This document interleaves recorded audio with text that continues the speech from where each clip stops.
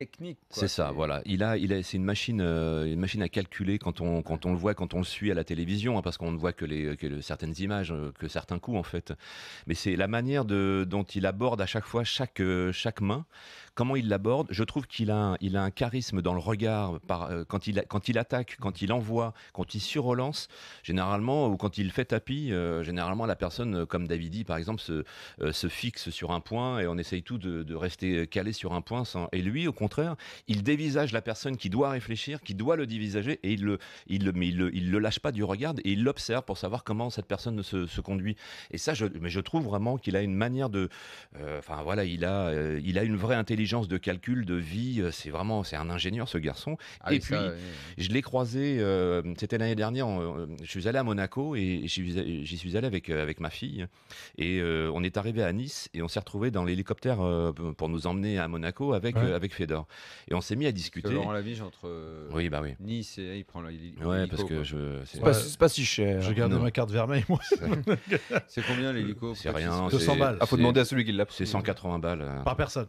Ouais, c'est ça, voilà. Ouais. Ouais. Et donc, quand tu connais le prix d'un taxi entre Nice et Monaco, c'est pas. Non, c'est un peu plus rapide par la route que par l'hélicoptère, on me dit. C'est Patrick Bourrel qui m'a dit ça l'autre jour. C'est plus rapide de quoi? En fait, il m'a dit, c'est plus rapide de prendre la bagnole de Monaco jusqu'à Nice que l'hélicoptère, le fait de descendre, Et de lui, faire.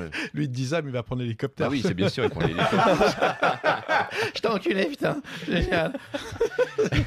C'est génial, putain. Et donc, je prends. Tu la tiens bien hein. Putain, c'est génial. Pire jeu de Et putain. donc, l'hélico. je prends l'hélico avec Fedor et on se met à discuter.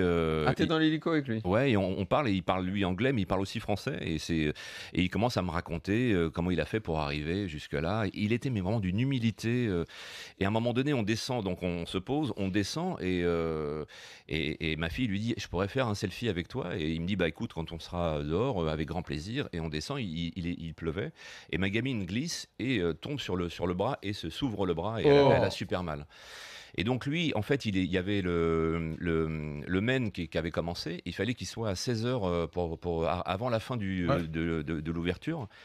Et donc on était super speed et ma fille était là, vraiment, elle pleurait. Donc ils appellent les pompiers. Et figure-toi que Fedor, Quelle noirceur. plutôt que de prendre la navette pour monter directement, eh bien il a attendu.